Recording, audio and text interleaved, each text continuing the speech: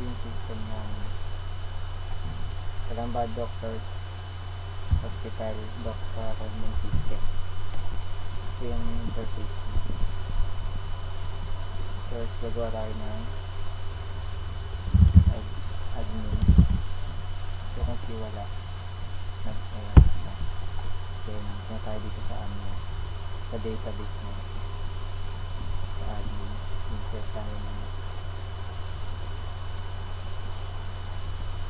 admin.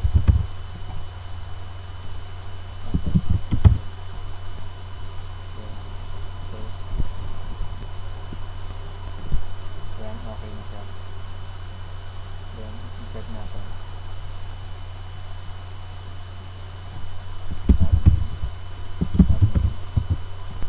Nagpasok sa admin. Dito makikita yung add saka delete ng doctor. First, magka-add muna tayo ng doctor. 1. Dr. Erwin. Password. Yan yung address niya. Then, contact number. Email. Then, password. Sabi natin Erwin din. Figure mo is hindi natin sa hard siya. Then add. Open sa dito view doctors sa mga data.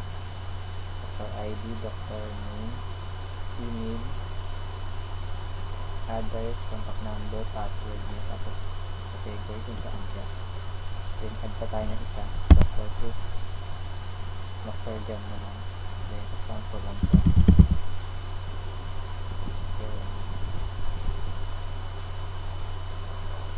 Password sa natin doc 2 natin sa mental health and add dito sa pasok Doctor 2 kaya naman natin mag-delete Doctor 2 ang tatanggalin natin 2 then wala na siya sa view patients naman na nakakapagpapag content ng mga appointment ID, doctor ID, patient ID, feedback, dito makikita yung feedback ng patient. Ito tayo ng patient. Gagawa tayo ng aming siliyan. Wala pa tayo ng consent. Wala rin mag-sign up muna tayo. User ID diba? Sabi mo kahit yung number yan so yun dyan address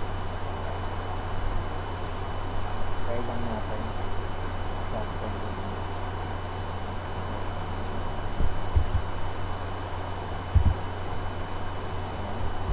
password natin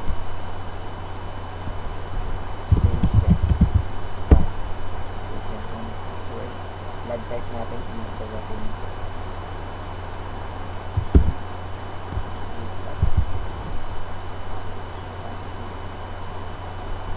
then register then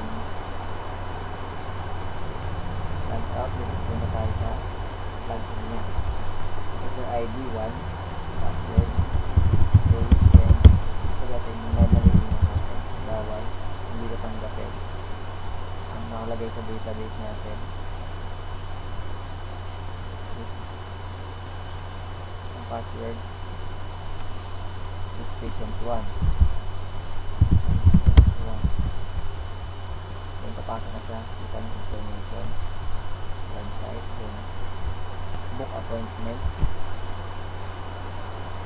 sabihin natin may doctor na tayo sa heart search natin ipili na sa heart doctor 1 available sa heart appointment ID 1 then date ngayon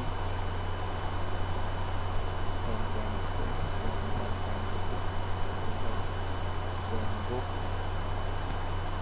yan dito sa book appointment dito na sa appointment ID date time doctor name address number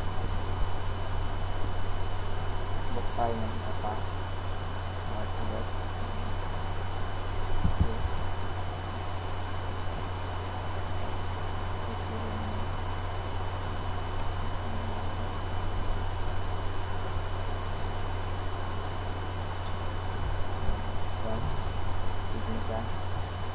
cancel natin number 2. Cancel number 2. Marami siya. Search doctor, dito po yung doctor 1. Yan, Erwin, lalabas yung Erwin. Category niya heart. Sa point acute naman, dito lalabas yung patient's acute. Their ID doon yung tayo 9 days ng kailan. Then friends, pwede din yung friends.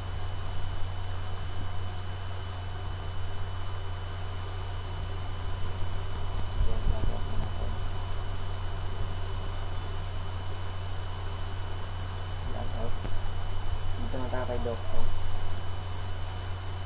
Doctor ID 1. So, password. Then ipasok siya ito information niya, Dr. Erwin. Email. May appointment. Dito lalabas yung appointment ID 1. Kaninong patient ka. Erwin dyan. Address. Email. Contact number. Saka yung blood type ng patient. First patient.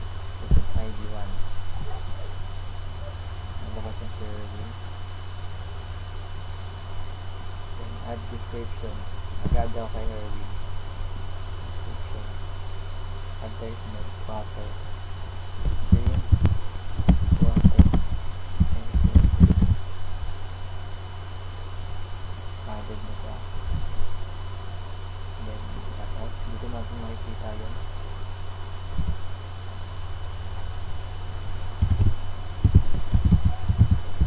Patient yan. Sa my treatment history, dito lalabas yan. Erwin, kung anong treatment, water, drink water every day. Then mag-send ako ng feedback. Erwin. Ay hindi sa ano. Kasama sa doctor. Good. Yan. Okay na siya. Then kung tayo sa amin.